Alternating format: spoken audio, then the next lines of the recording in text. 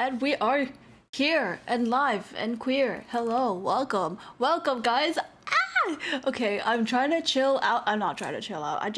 It's just a very exciting day. We could have started this like 2 weeks ago. However, things happened. And things do happen. And things happen and things happen. You know how it is? When things happen, they happen. All right. We are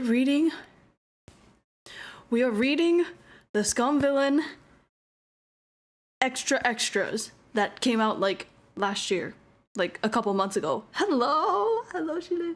Wait, my chat not working? It should work. Whatever. Chat. Anyway, I have not read these. It's not working. Okay, cool. Where is it? Where is it? There it is. What the fuck? Why is it like that? Chat? Okay, there we go. It's working. Whoa. I have not read these. I have not read these, and this is very exciting, and I am very excited, and I do not have pictures for you, but that's because there is no actual, like, it's not published in English yet. It's not. Yeah, this is a fan translation. Okay, you know what? I need to say this better. We are reading fan translations of the Scum villain extras. These are translated by Jin at It's Jin V, right? That's it. Where is it? Okay, where is it? Where is it? There it is. There it is. At It's Jin V. VI. Thank you. If you want to, that's just that, all right? Thank you, Jin. Appreciate you lots. I'm so excited to read these. I'm so excited to read these. Oh, it's like I already know spoilers. I already know spoilers about it. But I actually get to read it. I actually get to read it.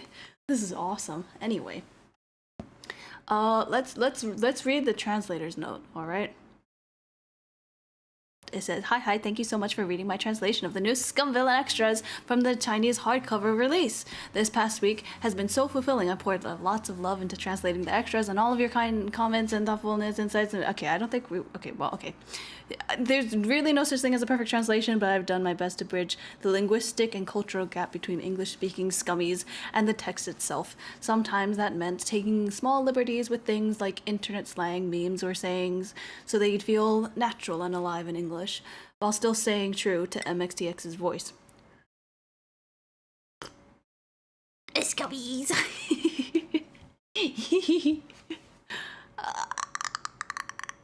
Hearing that so many of you found it authentic and easy to read honestly makes me so happy. Knowing that the emotions resonated with readers really makes all the effort worthwhile. I'm not the best with words, haha, but truly it's been such a wonderful journey.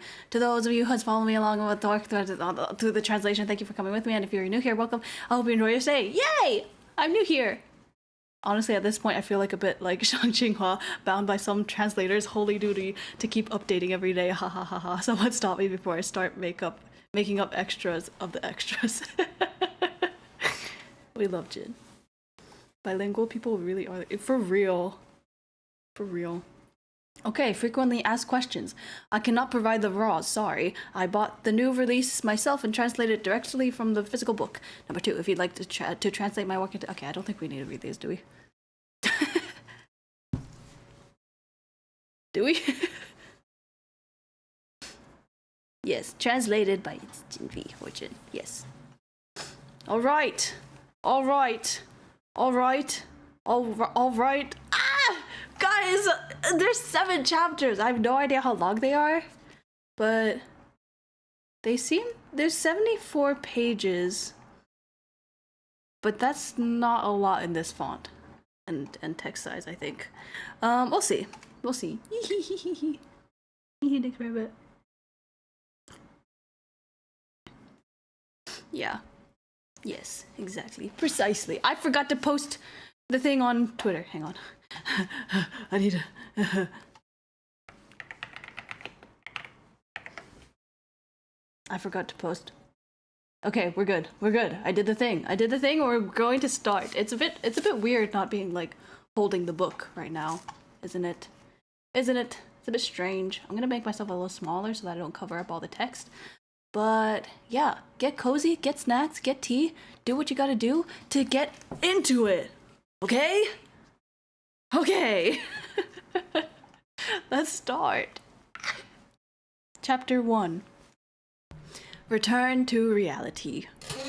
Sorry, that was me moving my mic. And I need to get comfy to start reading.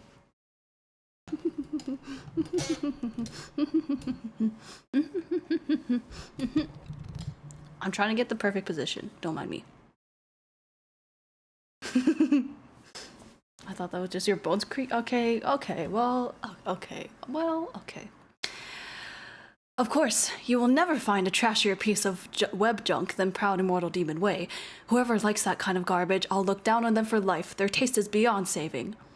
Shenjingzhou laid on the hospital bed, a smile frozen on his face. He waited patiently as the young intern doctor ranted to his heart's content, gesturing wildly while taking every chance to slack off. Only after the doctor marched out of the room, full of righteous indignation, did Shenjingzhou finally turn his head, expressionless. A miscalculation, he said flatly. Turns out he's a hater of your novel. Look what you've brought upon us.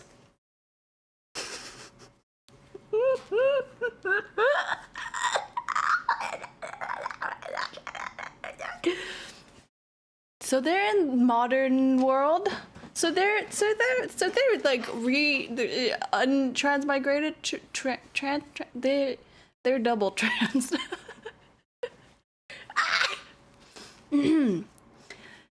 Shang Qinghua slumped down in despair, looking as though his soul had left his body. He wailed, "You're humiliating me, Cucumber Bro. How could you just sit there and watch someone humiliate me like that?" Shen Qingzhou's temples throbbed in pain. With a sharp tug, he yanked the curtain between their beds. That's enough. Two bros chilling in a hospital room 5 feet apart, and they're both gay. They are both very gay.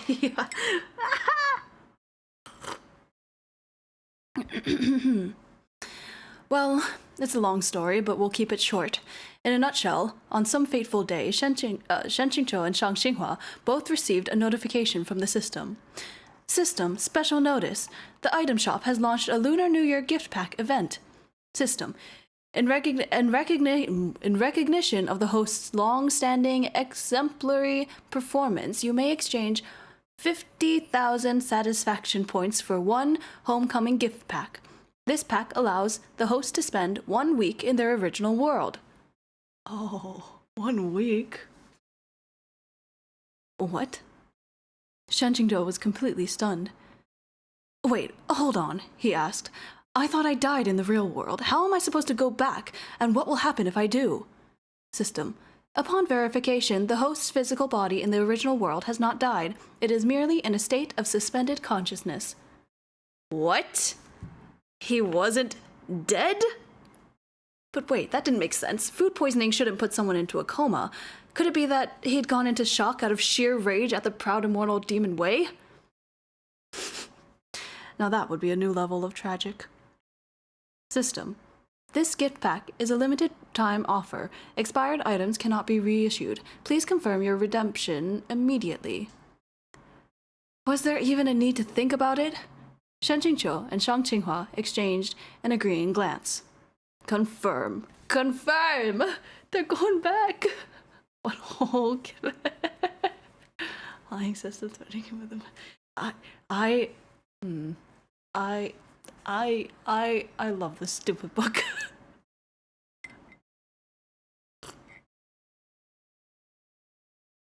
The plan was simple enough.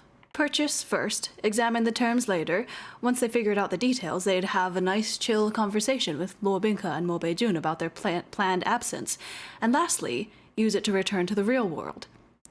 Unfortunately, a tiny procedural issue occurred. And by tiny, Shen Qingzhou meant catastrophic. Normally, system-issued items came with a confirmation prompt along the lines of, use item, yes, no. It would only activate when you selected yes. This time, however, the system decided to skip that formality. The moment they redeemed the gift pack, it was activated automatically. They're going back. They're going back. And that's how they ended up in this utterly unprepared, completely ridiculous situation. After a quick round of investigation, Shen Yuan summed up the situation. One piece of extremely good news and one piece of extremely bad news. I'm sorry, just calling him Shen Yuan is so crazy. That's Shen Yuan. That's Shen Yuan. Oh my god, it's Shen Yuan. And soon okay, guys, we're gonna find out Shang Qinghuan's real name. I already know it because I love that man. I'll know every single fucking piece of detail about him. But yes. Anyway. The extremely good news. Time in the real world flowed much slower than in Proud Immortal Demon Way. Several years had passed in the book's world, but here, only a single day. The extremely bad news. That probably meant if he stayed here for 2 days, decades might pass over there. A week? A week? Oh my god, it's Narnia. He didn't even dare imagine what Lobinka would do in the meantime. Still, they were here now, and there was no way to contact that world. Shen Yuan's head throbbed, worry gnawed at him, but after a deep breath, he steadied himself. If he couldn't do anything about both worlds, then he'd make sure at least one was secure. He'd never been the type to lose on both fronts. He decided to devote himself fully and completely to his family. After all, the gift pack was a literal blessing from heaven, as fleeting as it may be.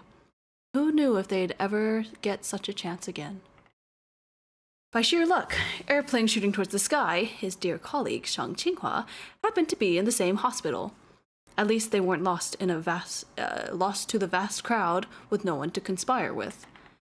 The moment Shen Yuan woke up, he wandered out of his VIP ward, took one stroll around the floor, and found Shang Qinghua huddled miserably in a shared 4-person room. I can only real normal 90. No, so normal. We're all gonna be so normal about this, especially me, actually.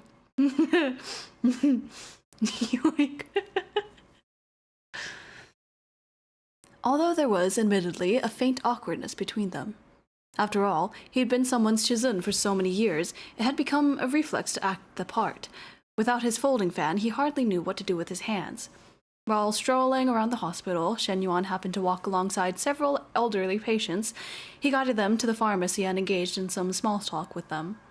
As he turned to leave, he overheard one old gentleman, cane in hand, exclaim to his... Sorry, too much noise outside. I'm distracted. Go away.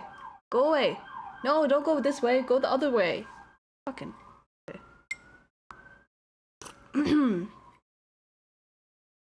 Right, where were we? Where were we? As he turned to leave, he overheard one old gentleman, cane in hand, exclaim to his tardy grandson, "That young man, he's extraordinary. You don't often see that kind of presence at his age. He's got depth, real depth." Shen Yuan. Compared with his own minor food poisoning incident, Shang Qinghua's real-world body had suffered from electrocution, which was far more serious, which is why his limbs still twitched now and then. So, Shen Yuan ended up dragging him out of the shared ward, upgraded his stay, and after a quick word with the hospital, had another bed moved to his VIP room. That gave them plenty of time to talk. He hates him. Of course he hates him, but he does, like, upgrade his room to be with him. To him, he plants him in his room. He literally yoinked him. Don't get wasted. I love love complaints so much. What? No. All right. Shang Qinghua stared at him in disbelief. Cucumber Bro, you're actually a rich second gen? You're not just good looking, you're rich too? Shen Yuan arched his brow. Is that really so shocking? He hadn't seen his real face in ages, and looking into the mirror again felt oddly nostalgic. As his sister used to say, his looks were deceptive. The room had been filled with his favorite flowers, lilies of the valley. Yes, he knew they were poisonous. Their white bells drooped gracefully beside his chair, matching the pale green leaves. Shen Yuan himself looked much the same, clean, relaxed, and effortlessly refined. Seated with one arm draped over the railing, he was the very picture of an elegant young gentleman. Anyone seeing him would assume he was a man of leisure, a charming drifter, perhaps even a party king. Scratch that. Scratch that. So stupid. Who would believe that he was actually a stupid otaku homebody? Oh, how fraudulent. Shang Xinghua muttered in daze. Right. No wonder you throw money around like they grow on trees, and no wonder you look down on proud immortal demon Wei. For a normie like whoa, I can read. For a normie like you, that kind of brainless wish fulfillment fiction must be unbearable. But still, if you are rich and handsome, why read something like Proud Immortal Demon Wei at all? Shen Yuan had never met anyone who could humble brag himself into the grave while trying to be modest. But he couldn't deny it. He genuinely wanted to know too. He just couldn't help himself. Reading that book had always left him in a whiplash state. One moment he was one moment thinking it was utter trash, the next sensing the author actually had ideas, and then, no, definitely trash again. Anyway, let's change the subject.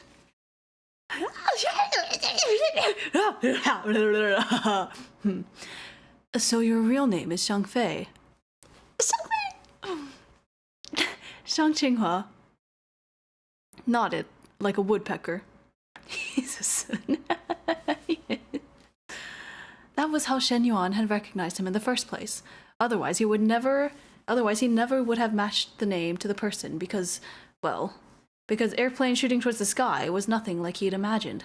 Shang Qinghua looked every bit the handsome young man, but Shang Fei looked like a quiet, shy, delicate, introverted high school boy, the kind of kid who'd get cornered by loud, broad-shouldered classmates at the stairwell. He said he's bullyable.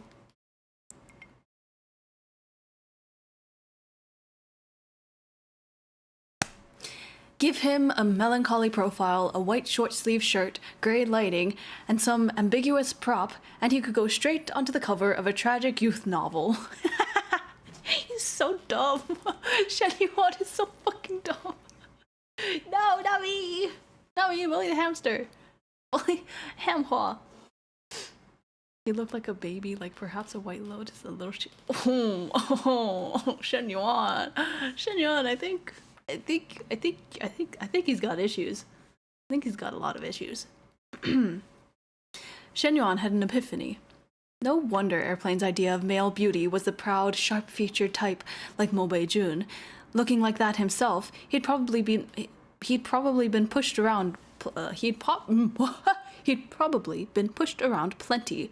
No surprise he idolized the ultimate big brother among big brothers. He's big, all right. Not that Shen Yuan disliked Mo Bei-jun, he simply preferred Luo Bingke's student council president honor student vibe. Oh, they're so nasty. He seized the chance to ask something that had puzzled him for ages. So tell me, your real name's perfectly normal. How on earth did you end up with such a pervy pen name? Shang Qinghua protested, aggrieved. You can't blame me, Cucumber Bro. I didn't want that name. I was young and stupid, and I didn't care much about privacy. I tried using my real name at first, but it was taken. Then I went from Xiangfei to Xiangfei 1, 2, 3, 4, 5, then Xiangfei's fish, Xiangfei's pig, Xiangfei's cow, through every animal in the zodiac, you name it. At one point, I even tried, why is it so hard for Xiangfei to pick a name?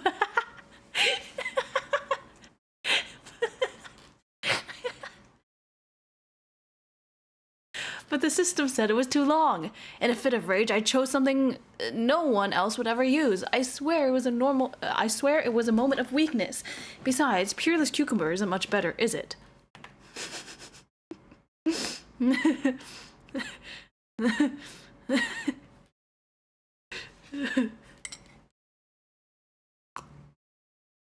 Shen Yuan's expression darkened.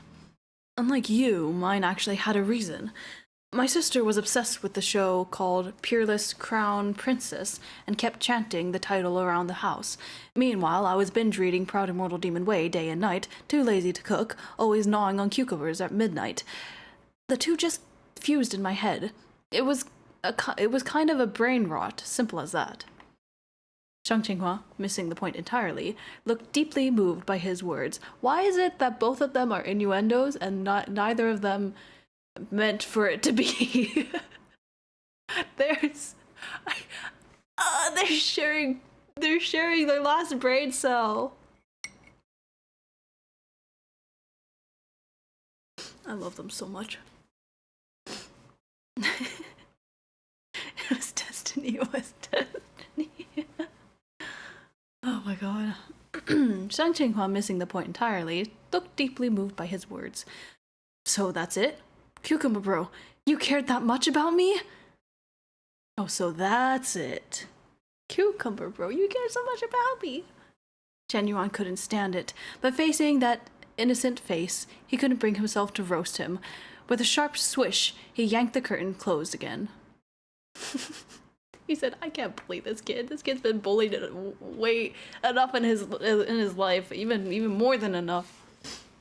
The stars proclaimed them horned dorks, Your Honor. Horned dorks? Yeah. No, yeah. I accidentally kept my spoon in my teacup and I don't have anything to put it on, so it's just staying there. The hospital had notified Shen Yuan's family when he woke up. His parents, long semi-retired after handing the family business to their unfilial children, immediately picked up his high school-aged sister from the school and rushed to his bedside. Seeing them standing before him brought a lump to his throat. After so long in the world of Proud Immortal Demon Way, how could he not miss his family? But he knew perfectly well there was nothing he could do about it.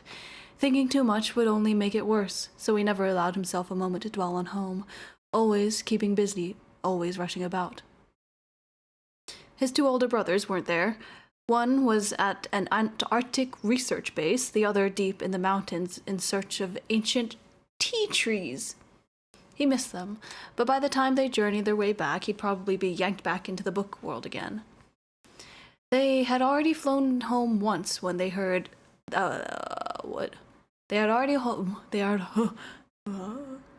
had already flown home once when they'd heard about Shen Yuan's fatal food poisoning coma. Doing it twice would be cruel to their colleagues, so they just sent him photos of his corpse-like state in a token of concern. That's so fucking sibling encoded, holy shit. The Lord of the older brother, this guy, no. Oh.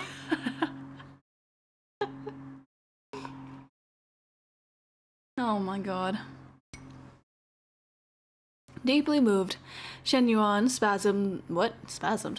Deeply moved, Shen Yuan spammed the family group chat with angry, vomiting, and cursing emojis, verbally abused them for a good measure in exchange for a shower of apologies that came in the form of cash transfer. This is amazing. This is so good. As for bringing home a stray patient from the hospital, his family barely blinked. His sister, Shen Tang, gaming on her phone without looking up, muttered, "Classic move." When he was little, he used to bring home abandoned puppies, bathe them in secret, and let them sleep under his blanket, only to have nightmares with the dog lying on his chest.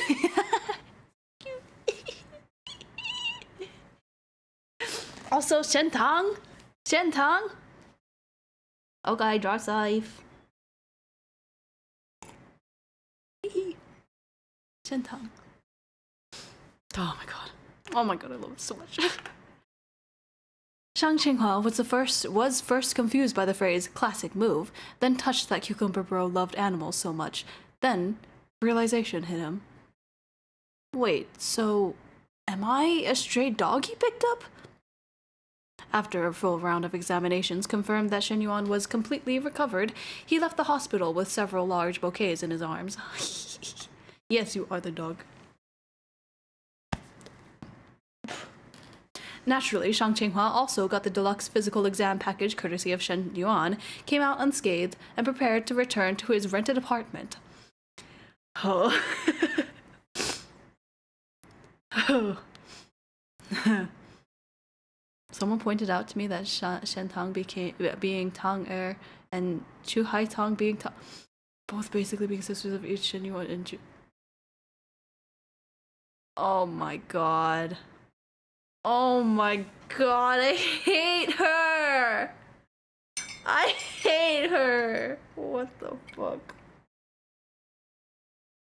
By her, I mean MXTX. God damn it. Before parting, Shen Yuan hesitated, then called out, "Do you want to come stay at my place? It's not that big, but I can fit one more." He knew Airplane lived alone, no family, no one to check on him, and given this man's track record of nearly dying from electrocution while eating instant noodles, what if he nearly drops dead again with no one around? For a moment, Airplane looked tempted, even conflicted. But then he chuckled. "Cucumber bro, you really do love me, but your time's precious. You should spend it with your family. I'll go home and work."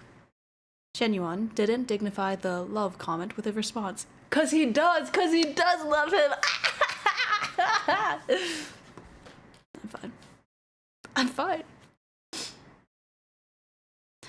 All right, he said simply. Go work. I'll find you in a few days. Work, of course, meant his most sacred task, eating cup noodles. No, just kidding. He wants to sort through his drafts and write extra chapters for Proud Immortal Demon Way. Is Shang Qinghua MXTX just self-insert? I think the answer is yes. Shen Yuan had no faith in that whatsoever. Every reader knew how dangerous it was to write sequels or extras for an old, once popular series. It was pure thankless labor. Readers would just say, "It doesn't feel the same anymore." It wasn't anyone's fault, though. Even if the author stayed the same, the readers wouldn't. I'm actually not going to look at that yet. They'd walked too far down different paths to meet again at some cross point. In short, Shen Yuan had a bad feeling that Airplane's next masterpiece would be nothing short of a catastrophe.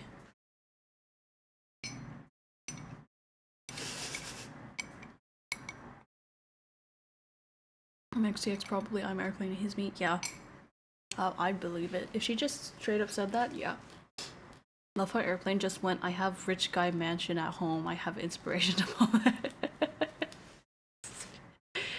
Anyway, we're reading the next chapter because it's only been 30 minutes. It's only been 30 minutes? What the fuck?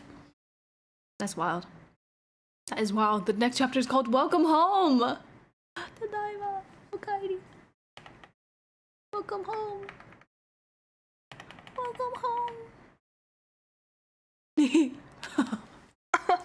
Oh, I'm so excited about every single fucking chapter. Okay. I'm fine. Shen Yuan didn't return to the suburban villa where he'd been living before his hospitalization. Instead, he went back to his family's downtown apartment, a wide, bright space high above the river. If anyone asked why, well, the answer was simple. If he suddenly collapsed again, it'd be much easier to rush him straight back to the hospital. The view from the 95th floor apartment was spectacular. By day, it was a sweep of glittering river through the cityscape.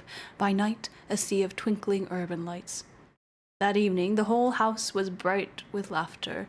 A restaurant had sent over an entire feast, and the family gathered around to celebrate the third son's recovery and discharge. Beneath his genuine delight, Shen Yuan felt a faint stir of melancholy. He didn't know how to tell them that in just a few days he might fall asleep again, nor could he fathom what Luo Binghe must be going through right now. He had only He had only drifted into thought for a heartbeat when his mother's voice cut through, full of concern. "What's wrong, Lao-san? Still feeling unwell?" Lao-san, literally old 3, the common term of address for the third born child in the family. I knew that. Repress. Shen Yuan forced a laugh. "No, I'm fine. Just a bit too full." Just then,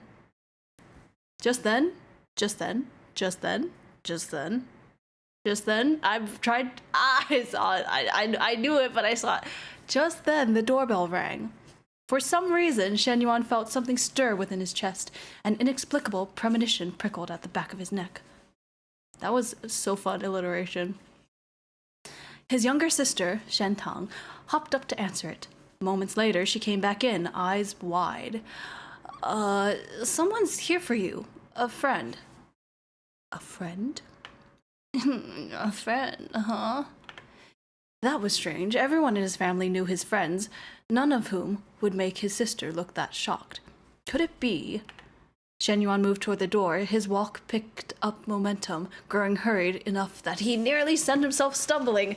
A steady hand caught him just in time. He looked up and met a face of breathtaking beauty. Luo Binghe gazed. I'm getting so excited. I'm so worked up right now. Holy shit. Luo Binghe gazed down at him, the last traces of panic in his eyes slowly melting into pure relief. Shen Yuan's breath hitched. He looked from Luo Binghe to his family, his mind a whirlwind of colliding thoughts. First, I need to calm him down. He must be so worried. Second, how the hell am I going to introduce him to my family? But loudest of all was the alarm bells ringing in his head. He suddenly remembered that his current appearance was his real-world body. Different face, different build. Luo Binghe might not even recognize him. As if, buddy. As if. See? They agree. But that concern evaporated almost immediately, because Luo Binghe was staring at him with the exact same look he always had in that other world. Even without a word spoken, Shen Yuan knew that he'd been recognized.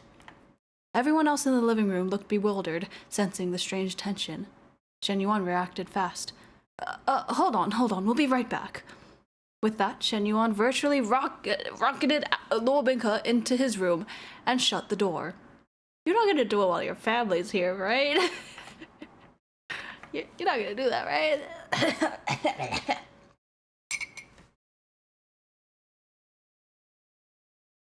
I like to think Luo Binghe memorized all his micro movements and expressions after the mushroom body. Oh my god, he did. He probably thought he was paranoid to expect he had a third body, but he was right. He was right. He was right all along. Shizun, Luo Binghe exhaled softly, the tightness in his chest easing. "I knew it was you." "How did you even find this place?" Shen Yuan asked. "Shizun disappeared for several days," Luo Binghe said quietly. "Mobe told me the Onding Peak Lord was missing as well. We spent some time and used certain methods. After a few months, we finally traced the location of your souls through your bodies." He said it in such a calm, light voice. But Shen Yuan knew those phrases, some time, certain methods, hid countless difficulties and pain. "Mobe's here too? Well, Mobe Jun's here too?" "He is. He went to find Onding Peak Lord." Shen Yuan could only pray that Airplane doesn't panic and spill instant noodles into a live socket again. "Can you two even get back?" Shen Yuan asked anxiously. It would be a total disaster if he and Airplane can return, but Luo Binghe and Mobe Jun can't. Luo Binghe's tone was relaxed. "There's no need to worry. My soul is bound to Shizen's. When yours returns, so will mine. Wherever Shizen is, I will be.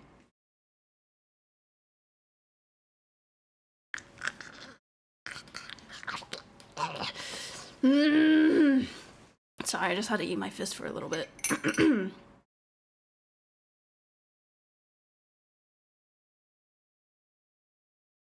Anyway, using certain methods, we went crying to Madame Megan. Screaming, crying, throwing up. Yeah, that's me. Actually, I will be right back because I am very hot right now. I need to turn down the AC. BRB. You can hear me. I don't care.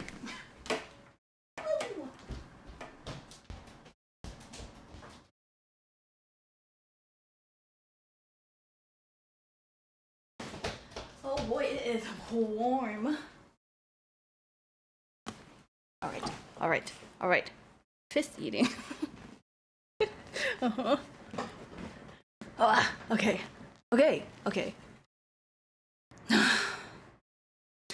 Only then did Shen Yuan breathe easier. At least there won't be a tragic case of worlds forever divided. Still, how? I'm out of breath because I just got up and sat back down. Oh. Give me a second. I think it's POTS or something.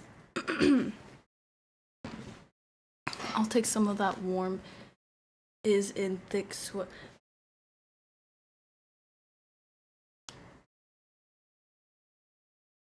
You in thick sweater? Switch. Alright.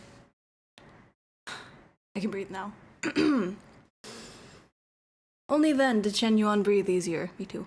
At least there wouldn't be a tragic case of worlds forever divided. Still, how? How could this book's world have intersected with reality itself? He couldn't figure it out, and it wasn't the time. There was something else that had him perplexed. How did you recognize me? He asked instead. Now that he is back in his normal routine, saying Shizen feels oddly embarrassing. Luo Binghe smiled. I just knew. Even if Shizen took another form, I'd still recognize you at a glance. Shen Yuan drew in a long breath. He needed to explain, somehow, what was happening, but maybe he'd always known, deep down, that this day would come. Binghe, he began calmly, I know you may have many questions. Luo Binghe looked utterly confused. He tilted his head slightly. Why would I be, Shizen? You're not wondering why I'm here, or why I look like this? Luo Binghe blinked, looking as though Shen Yuan had just uttered some strange questions. Should I be? This is your original world, Shizen, and isn't this your original self?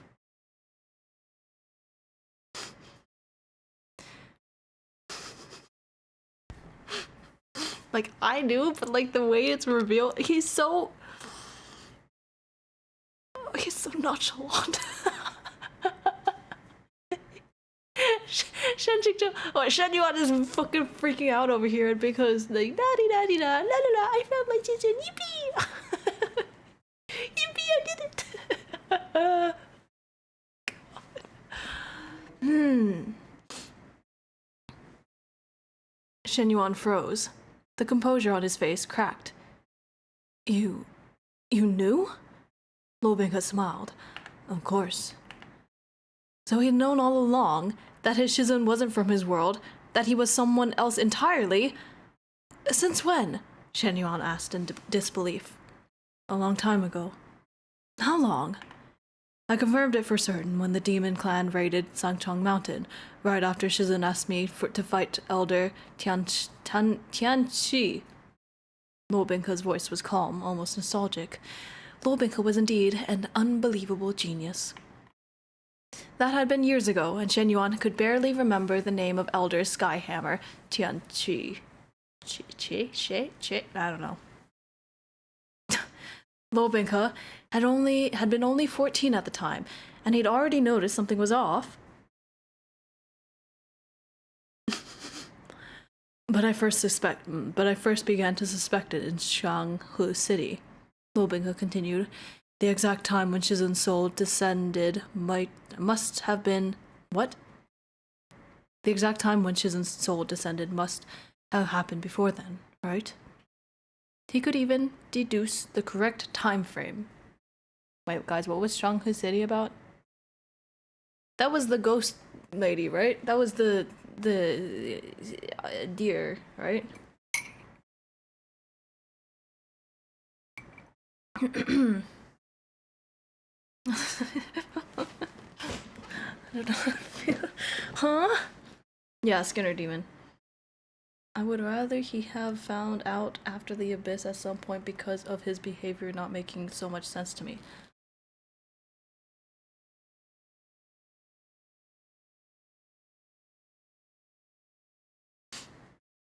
I'm gonna continue reading. I've got a lot of things to think through. Shen Yuan was stunned, yet Lobinka wasn't finished. After that, he said, I reviewed everything. I realized Shizun had changed even earlier. Not long before that, Shizun fell ill with a terrible fever, remember? When Shizun recovered, everything about you was different. The changes just didn't add up. Before that, you'd strike and scold me. After that, you'd save and soothe me. Doesn't that seem inconsistent? He gazed tentatively at Shen Yuan as if asking, Am I right? After a pause, Shen Yuan softly sighed. You're right. That's when I arrived. Lobinka smiled, feeling as though a burden had been lifted from his heart after so long. They've both been keeping it in this whole fucking time. I finally got to hear it from Shizun yourself. So that was our real first meeting. For a moment, silence hung between them. Then Shen Yuan asked, If you've known all this time, why never bring it up? Lobinka looked puzzled. Why would I? It's such a small thing. If Shizun didn't tell me, it meant you didn't want to. And if you didn't want to, why would I ever force you to speak of it? Oh, she's in love with him so bad. He's so badly in love. He's so down fucking bad. I'm glad they at least got it on there, yeah. Oh man. Alright, back to it.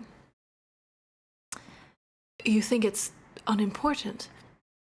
Of course. The only thing that matters is that Shizun came to me, and that you're here. Where you came from doesn't bother me. Shen Yuan couldn't help it.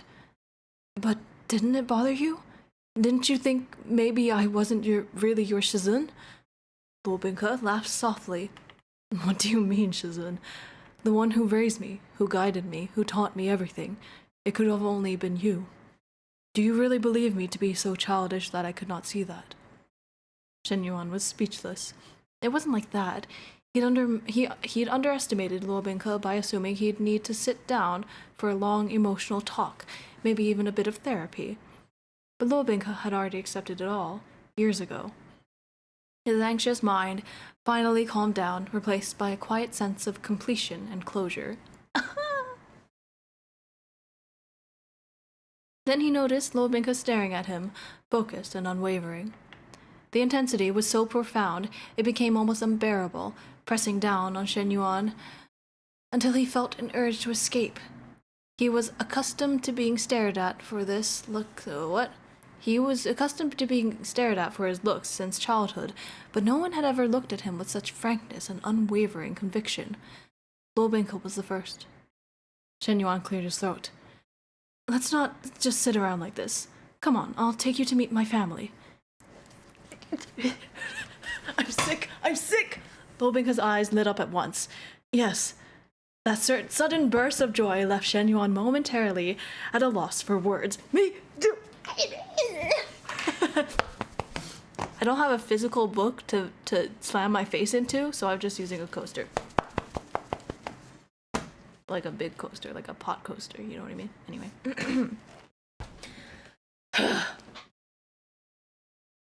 He handed Lobinka some of his clothes to change into.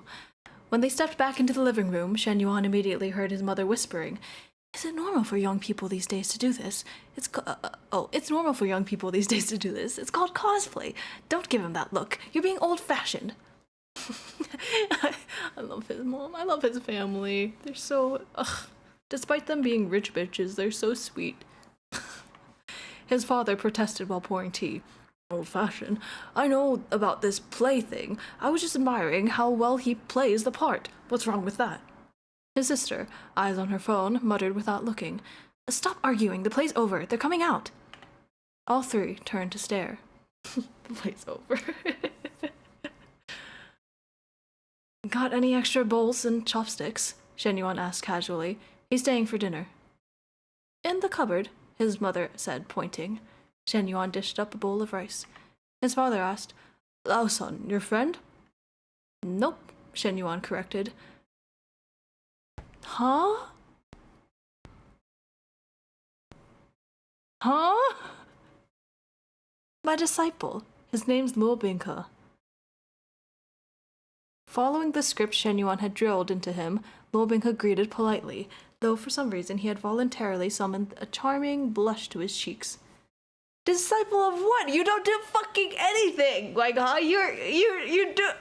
What is your job? Do you have a job? I thought you didn't have a job. What's happening here?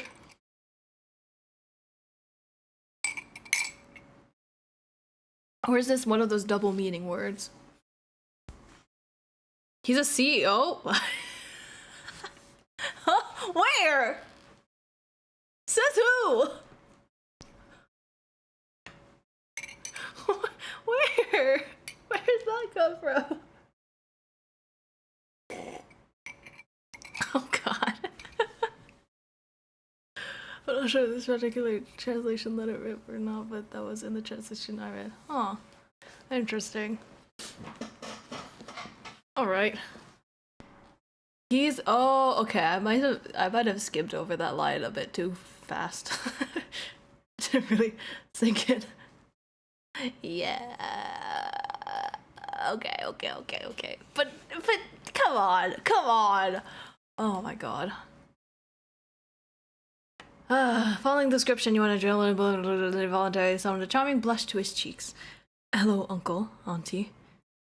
Oh, hello, his mother said brightly. Come, Xiaoluo, have a seat. His sister squinted. She knows what's up. Just a lie about it. Oh my god. Your disciple? Since when? What do you even teach him? Sure he's not some kid from the school, you went to? Shenyuan kept a straight face. Who is speaking? Gaming. Just a little cultivation-themed combat game. I'm second in... Oh, okay. Gaming. Just a little cultivation-themed combat game. I'm second in command of the biggest guild in the game, so I have to train newbies. There's an in-person event coming up, and Binka's playing the game's final boss. He came over to show me his costume. He'll be performing a short skit, so we're rehearsing his lines together. He'll stay with us for a few days.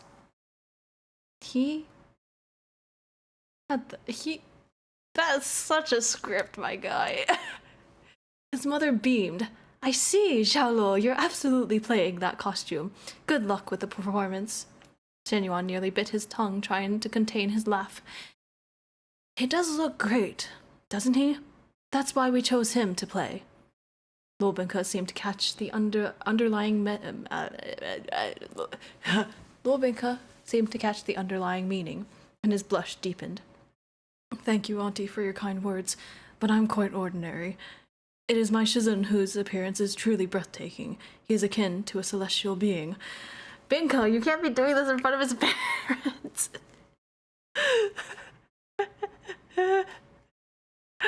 Shenyuan explained placidly to his parents.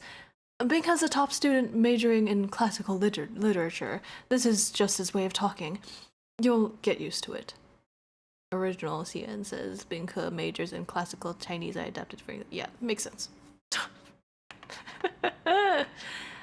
Ah, I see. His parents nodded. Very cultured, not like kids these days. Get you a disciple who calls you akin to a celestial being. Real. Oh man. I need more tea.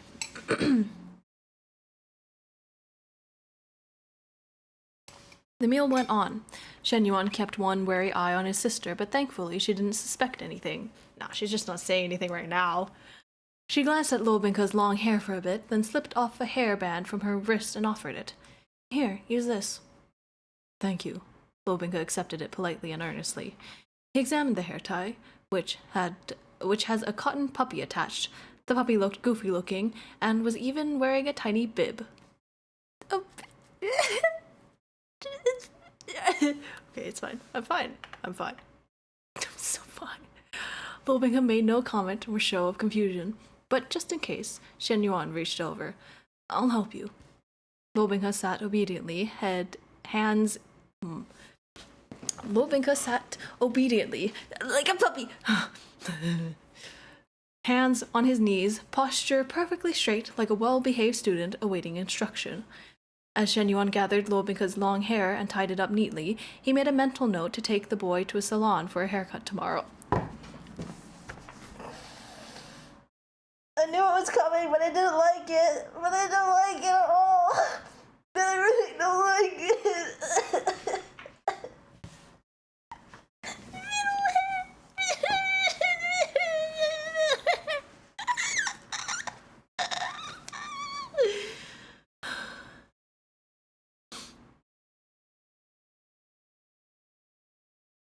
I knew it. I knew it was happening, but I don't want it to happen. I was like, maybe it's not actually happening. It's happening.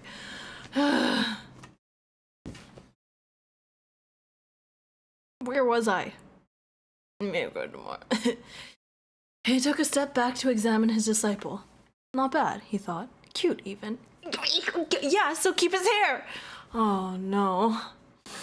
Not the follicular mutilation.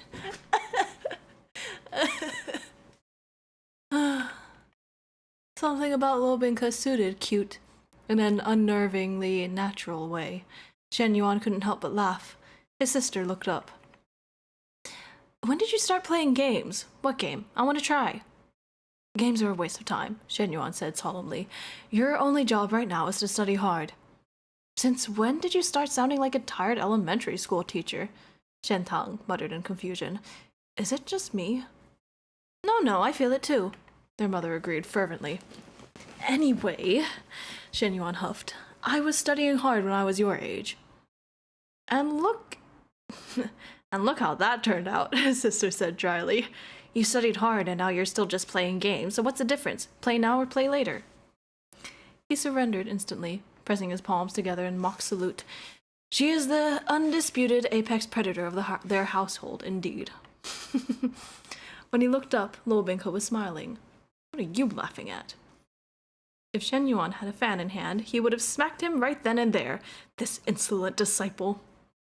Just then his mother glanced at Lobinka and suddenly exclaimed, Wait, isn't that Ben? Lobinka blinked, confused. The others turned to look at the little dog on his hair tie. That's what you were talking about. His father adjusted his glasses, nodding. You're right, it does look like Ben. And that ugly bib, too. It looks like the one Lao-san loved putting on him. Shen Yuan's face darkened.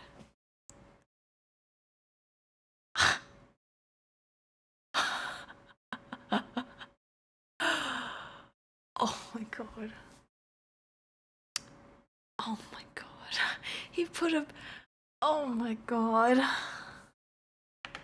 First of all, the bib wasn't ugly. It was my best work. Second, of course it looks the same. If I had it custom made according to Ben's photo. Who's Ben? Lobinka asked curiously. His sister happily supplied the tale. My brother's old dog. We weren't allowed pets, but in 6th grade he secretly brought home one that had been hit by a car.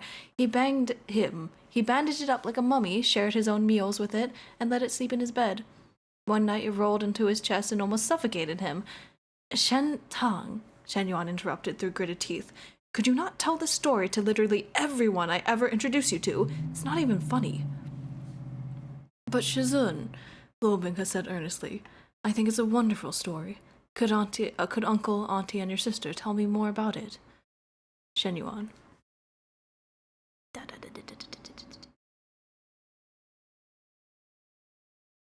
Guys, are we gonna like read all the chapters today?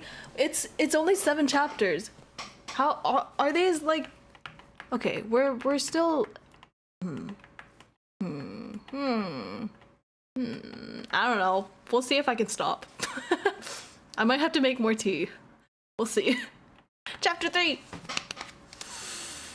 The world that made you. Oh god. On the 3rd day back in the real world, Shen Yuan was up at the crack of dawn. Time was a luxury he couldn't afford to waste on sleep. He'd booked a stylist. It was time to drag Luo Binghe out for a haircut. No! Actually, I don't want to read this. Actually, I really don't want to read this. Skip it. Skip it, I don't want to eat it. Eat it? Read it. Shen Yuan couldn't help a sigh of admiration. As expected of the protagonist, his face's specs are just on another level. So many actors could only rock one style, doomed to be either a period drama heartthrob or a modern fashion icon, never both. When your facial features weren't top tier, you needed vibes to carry you, and your specific flaws usually locked you into one aesthetic. But Luo Binghe's face, flawless from every angle, 360 degrees of pure perfection. Shen Yuan was half tempted to shave it all. Shave it all off into a buzz cut just to see if he'd still be handsome. He managed to restrain the impulse, though. After all, in his books, buzz cuts belonged in the 9 circles of aesthetic hell.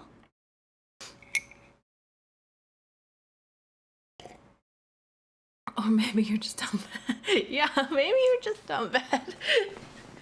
I think that might attribute to it a little bit.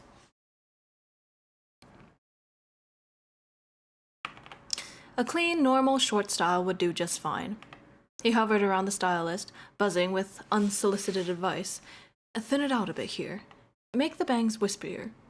Even short hair needs a sense of flow and movement.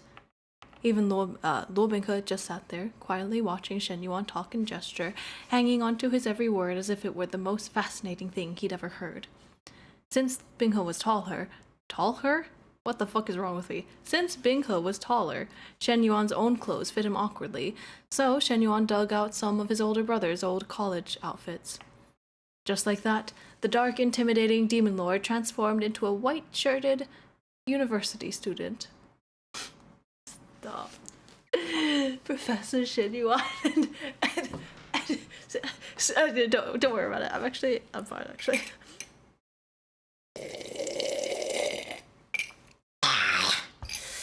I'm so fine.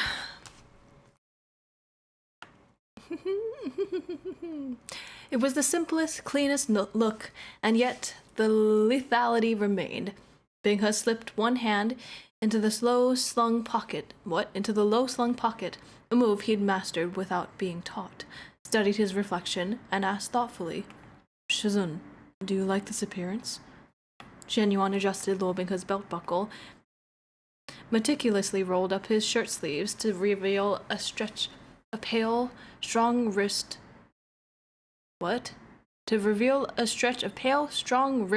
and gave him a once-over before replying lightly. Not bad. Like it. Is he kidding? College student Luo Binghe was drop-dead gorgeous. Was he even allowed to look this good?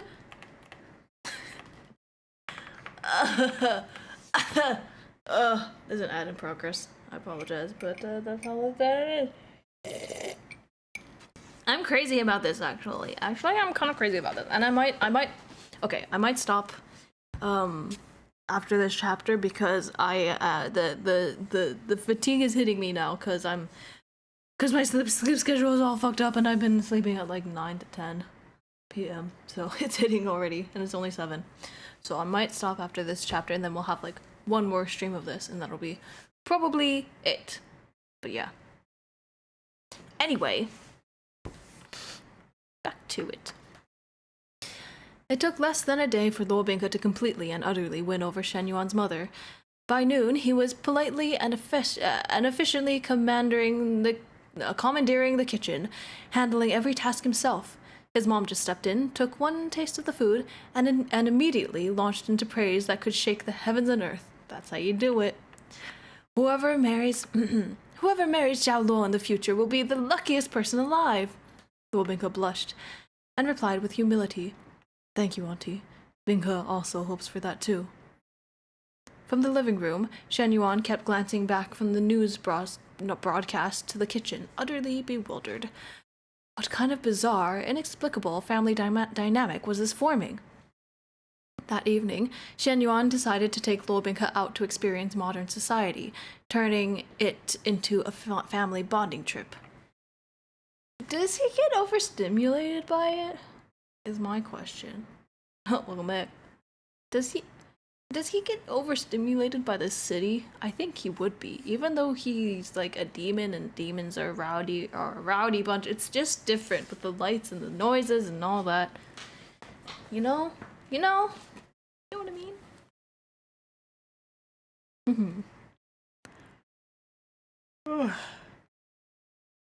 There we go. The entire Shen family set off, a lively and noisy procession. Shen Yuan had pre-imagined some adorable scenarios. Maybe Luo Binghe would see something unfamiliar, his eyes wide and uncertain like a timid puppy, too scared to take a step until Shen Yuan smiled and encouraged him. Then Shen Yuan could patiently teach him, like guiding a child. After all, once Luo Binghe grew up again, there wouldn't be much left for Shen Yuan to teach him. He might as well get his fill of being the indulgent Shizen now. I hate him. I mean, the thing is, they kind of go the opposite way with it. We'll see. Unfortunately, he soon discovered he had imagined way too much. That was pure, unadulterated stereotyping, nothing more.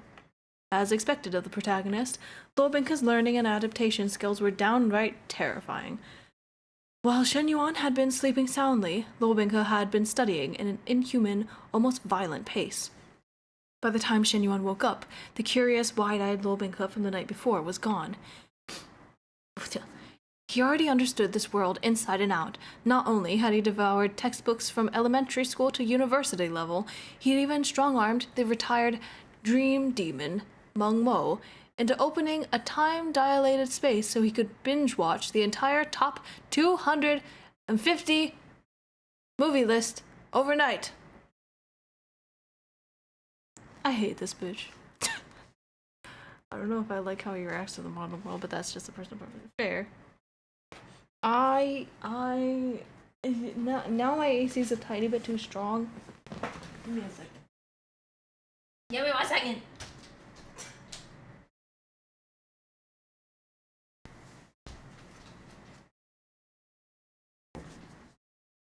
I have a shawl of sorts.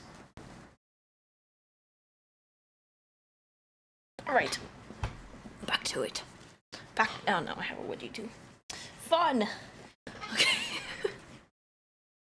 Okay. What kind of insane move was that? He, Shen Yuan, a native of this world, hadn't even seen half of them. But while Luo Binghe now understood the modern world, his perspective on it was different. When Shen Yuan realized there was a fundamental misunderstanding, someone from a magical Xianxia world might not actually be all that impressed. Airplanes. Pfft, spirit beasts can fly. Sword fight is a thing. So what's so special about a plane? Do people think they'd... Hang on, breathing.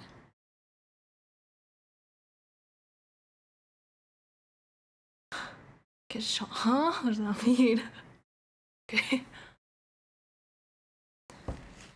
Do people... Where was I? Oh boy. What the fuck? I'm so confused. Do people think they didn't have large-scale sword fight formations? Television? None of that, people are moving inside the colored box. How amazing. Nonsense. They have Guys.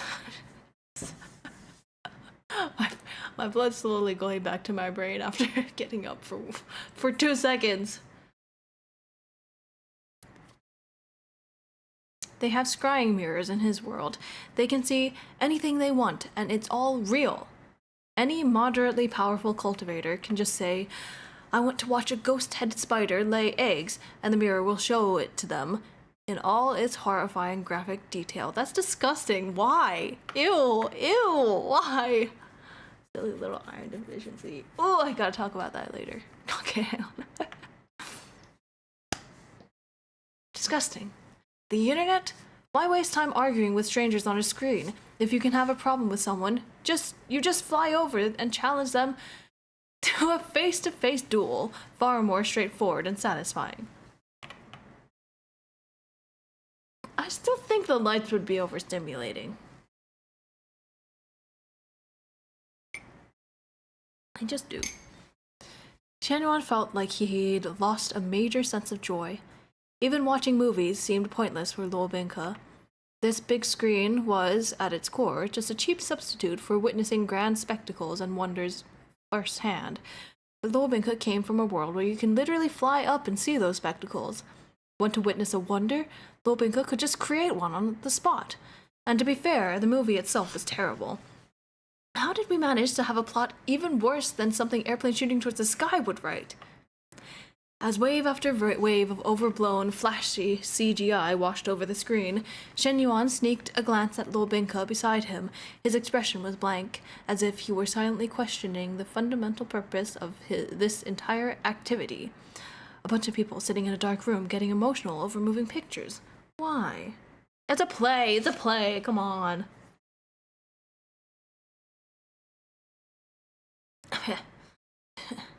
This year got a sugar the modern dessert with punch in the face. Probably. Oh man.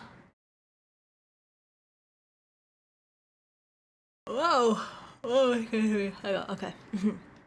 Only when Xianyuan looked over, their eyes meeting, did his gaze soften slightly. Oh, stop it! I hate them! They're so gay! Blah, blah.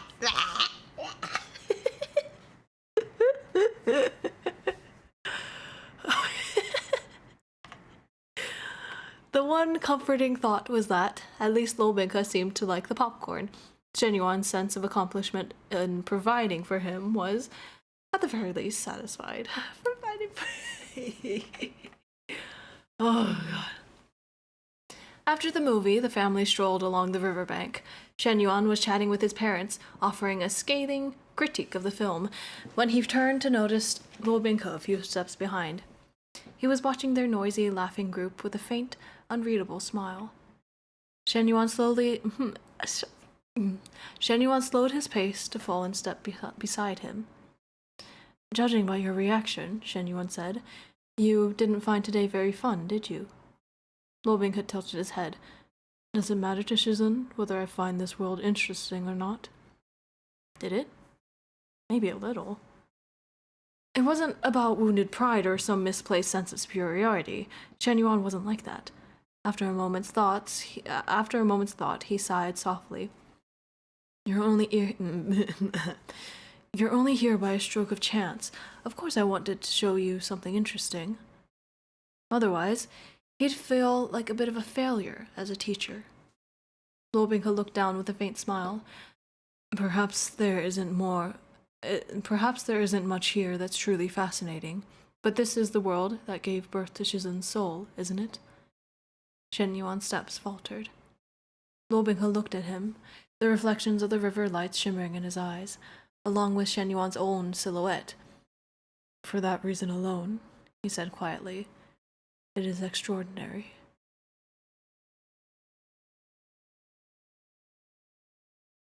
A bitch could cry. I'm bitch. I'm bitch.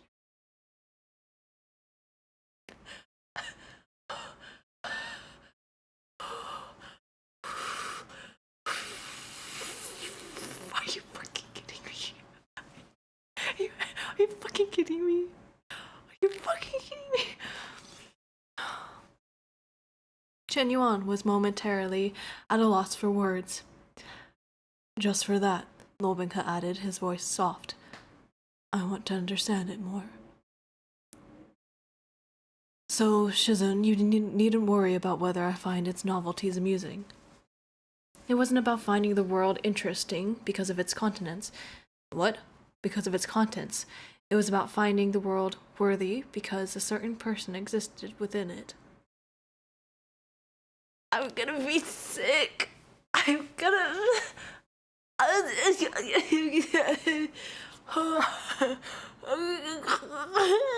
cold, so I'm already gross with this. I know. Oh my god. Oh my god.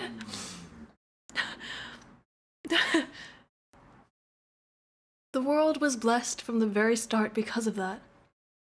Shen Yuan blinked, then coughed lightly. Alright, I get it. After a brief struggle, he added, but next time, maybe don't study quite so hard. Leave your Shizun a little room to actually teach, will you? Next time. Next time. A student who learns too independently is bad for a teacher's ego. Lobinka smiled and nodded. Understood, Shizun. Just as Shen Yuan was about to give a modest, approving nod, he heard a sharp crunch from behind. Crunch? What the fuck is happening? Real. Hello, turtles. Welcome. Welcome. We're almost at the fucking end of this. Oh man. Where? Oh boy. Oh yeah. Okay. Of course it's her. Turning, he found his little sister standing there, having just finished her soda, straw in mouth, watching them. Of course. Lobinka remained perfectly composed, but Shen Yuan sensed trouble from her expression. What are you staring at? He asked warily. No, She slurped up the last drops, crushed the can under her foot, tossed it into a bin, and shoved her hands in her pockets as if pondering the profound mysteries of the universe. Finally, she said in a low, solemn voice, Don't worry, I'll keep your secret. She sighed. Honestly, I always knew you were destined to die alone. I just didn't expect it would turn out like this. Hey, don't curse your own brother like that. And what did she mean, always knew? He wasn't that hopelessly reclusive. He was only half a shut-in. Half. By all reasonable standards, he was a functioning member of society.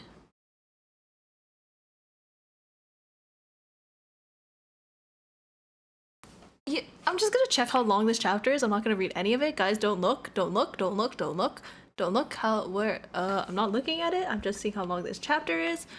What the fuck is happening here? I'm just seeing how long that chapter is.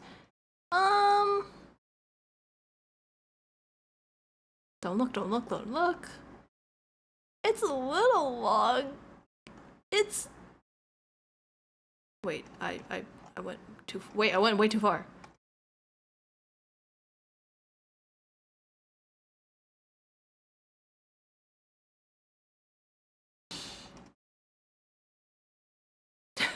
I want to read it.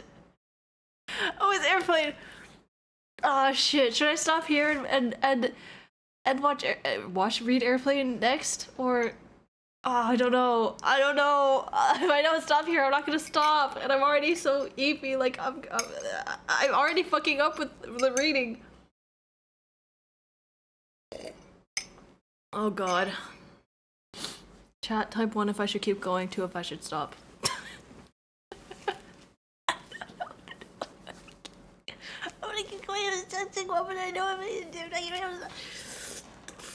It'll be fine. You know what? Last chapter, right? Last chapter to read, and then the next time we'll have 3 chapters, right? Right? Easy. Easy. Okay, let's do it. Nobody typed anything. I already made up my mind before. All right. Chapter 4. Proud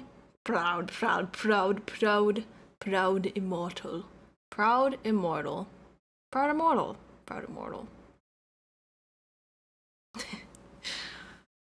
Day 4. Shen Yuan finally heard from Shang Qinghua. Woohoo! His phone lit up with a frantic stream of messages from someone with an airplane as their profile picture. Airplane. Bro, do you have any idea what's happening? This is terrifying! He found me. He crawled out of my computer like the girl from The Ring. I almost had a heart attack. My brand new laptop, my instant noodles. I'm talking about Mo Jun. He said Lo Binka is here too. Is it true? Are you still breathing over there?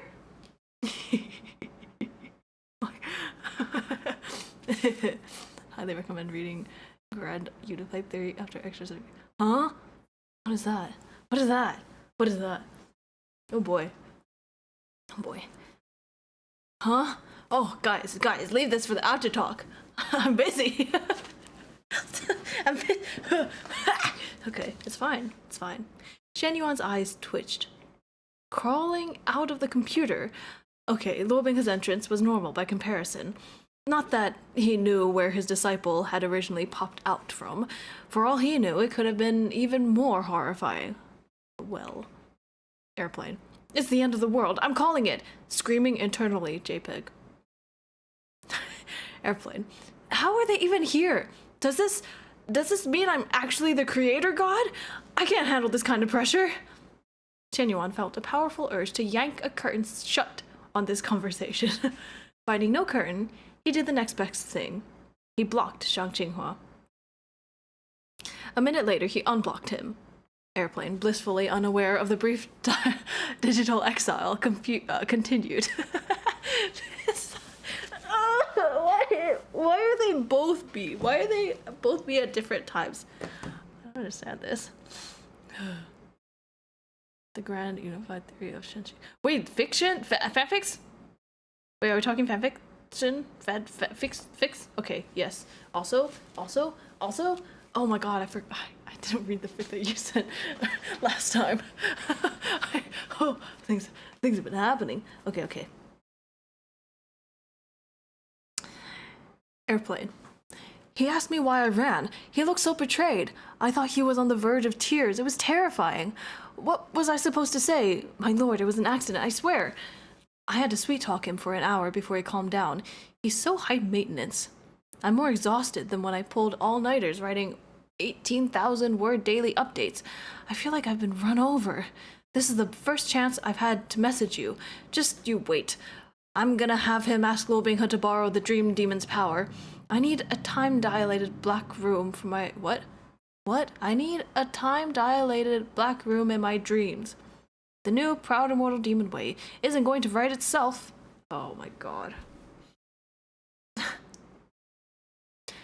Shen Yuan, please tell me he hasn't found your manuscript. Airplane. Don't worry, I've got it locked down tight. Mobijun's a man of his word. If he promises not to look, he won't. It's just, I tried to take him out to see the sights, but he was bored by everything. Ugh, my messages keep failing to send. The signal's probably crap up here. The last sentence caught Shen Yuan's attention. Shen Yuan, where are you right now? Zhang Qinghua sent a selfie. One glance and Shen Yuan felt dizzy. He was pretty sure these two had just accidentally broken a world record. Shen Yuan rubbed his temples in disbelief. Shen Yuan, what mountain did you even climb? Airplane. I don't know. I took him to the amusement park. I thought, hey, pirate ship, Ferris wheel, classic fun. Called it a good night. But I woke up and he'd moved us here. Bro, I'm scared.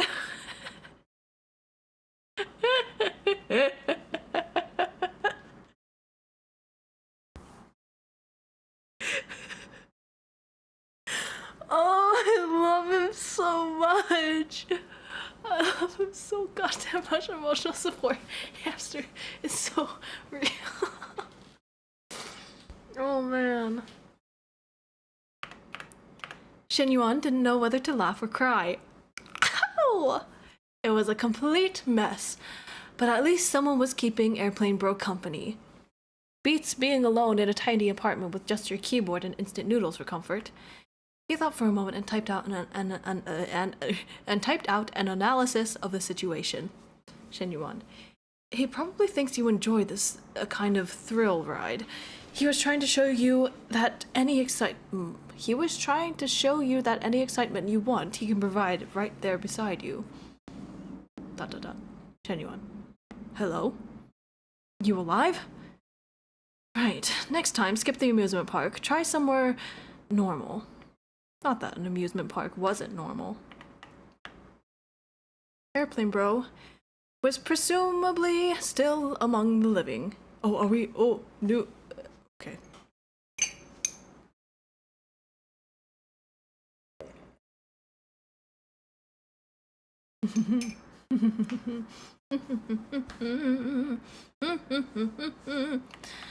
POV change.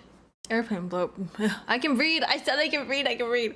Airplane Bro was presumably still among the living, because shortly after, earth-shattering news broke.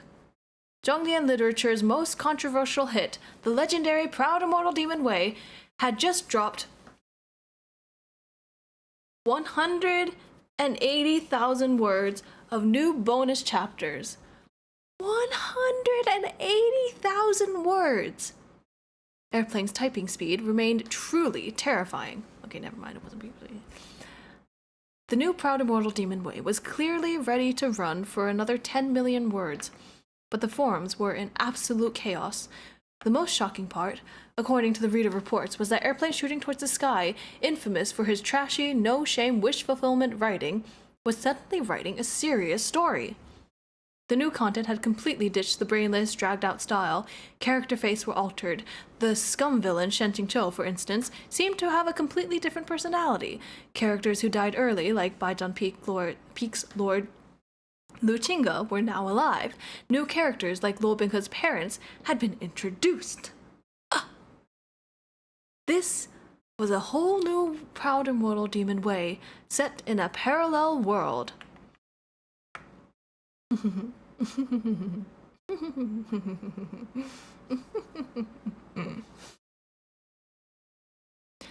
Readers were flooding the forums, passionately debating the new plot and characters, while others were at each other's throats over whether the story was now trash, if the characters were out of character, if Airplane had lost his touch, or finally found it.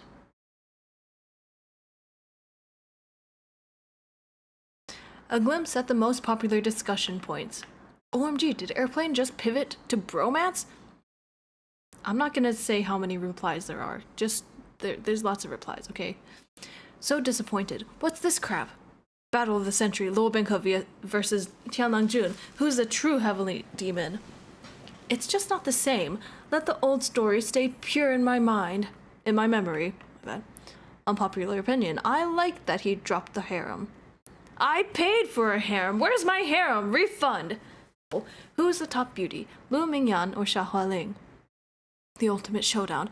Could Yue Qingyuan beat Lu Qingge without Jiansu's HP drain debuff? This is peak. I never knew PIDW had such deep lore. We heavenly demons were born to conquer. The MC is butchered. This isn't Luo Binghe. Trash. Excuse me? The moment Shen Yuan saw the last title.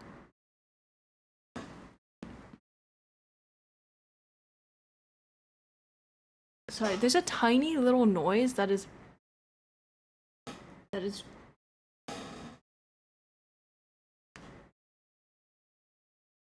really strange to me.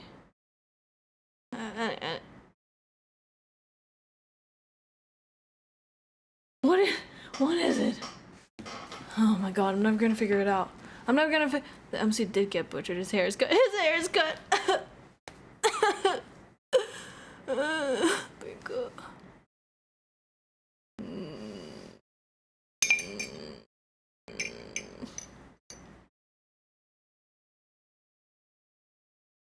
Oh, never mind. I know what it is.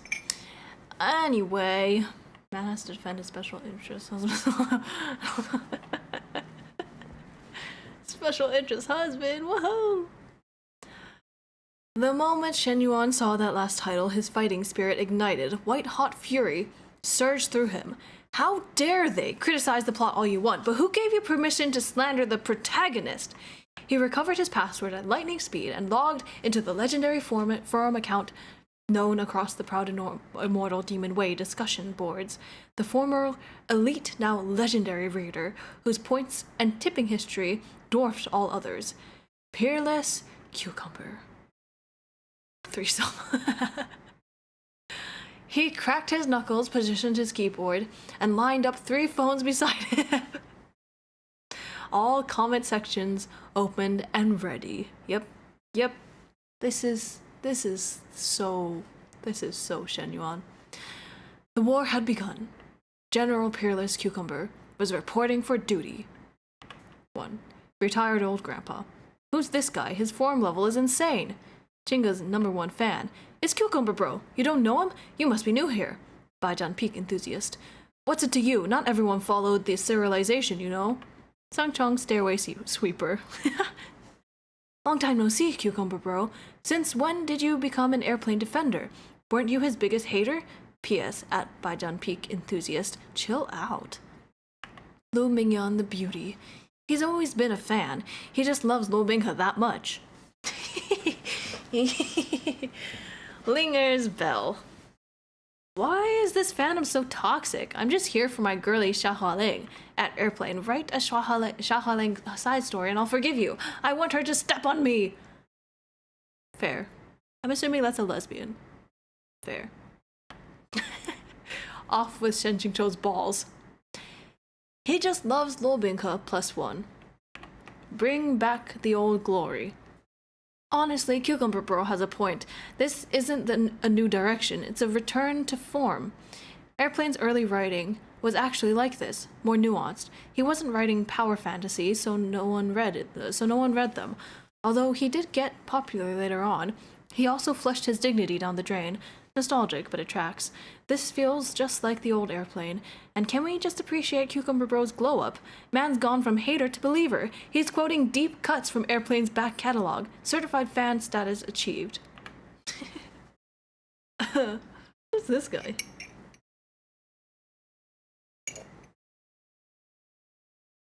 I wonder if the 3 Taoist nut. Hey. Hang on now. Xiaohualing side story. She's working so hard to keep the demon role from falling to chaos and make her a movie. What is she doing now? What the fuck? Oh no. Oh no. Oh no, it's been like it's been so long. Huh? Oh no. Anyway. Just a bypasser. No shade, but I'm amazed such dedicated PIDW fans exist. Peerless Cucumber is a legend. I certainly won't be forgetting his name anytime soon. Peerless Cucumber, legendary. You can waste time gathering your little downvote brigade, or you can face me yourself. Can't even be a proper keyboard warrior, then at least mop up after them. 10 years a reader, OP. This trash fire is trending again, same old crap. Don't tell me you can't see the blatant queer baiting. Then again, Stans will eat anything up. Onding admissions office. He just loves Lu Binghe +2. We're with you, Cucumber Bro. ... 10 years a reader, OP. This comment has been removed for violating community guidelines. ... Qingjing Peak Education, your peace of mind. He just loves Lu Binghe +900 at 999. I'm not gonna read that out. Oh, that was the end of the chapter. Fuck! Okay, no, I said, no, okay. Okay, this is fine. This is fine. We can do this. I can step away. And I can go to bed. And I can eat something and I can go to bed. That's gonna be fine. And I can deal with that. And then we can do this next week, okay? Is everyone okay with that? Why is my thing so blurry on YouTube? What the fuck? Is it that? It's not that blurry, right? Thanks for hanging out. Even though you've read it already. Thanks for. Oh man. Oh man. I wanna keep reading. It's not blurry. Good. Wait, when did you do that? Did you do that just now, April? Oh, god damn it. God damn it, I gotta do it. Error. Close your ears if you don't want to hear it. The end. Thanks for reading +1. Amazing. Speaking as I finally am getting my new glasses. New glasses? Hell yeah! Hell yeah. I'm proud of you. Wanting you things. Yeah, enjoy and welcome. And welcome and enjoy. And we are very normal here. Obviously. Obviously. Oh man. My hyperfixation is coming back to me. I gotta read so many things. Is AO3 back up? It was down for like 2 days. But it's back up again, right? Right? Furniture to shoe. Yippee! Okay, cool. Good to know. Good to know that I have things to do now.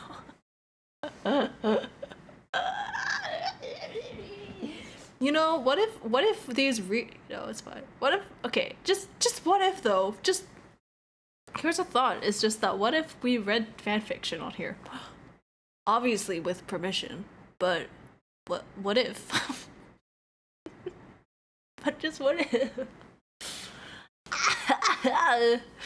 Oh my god.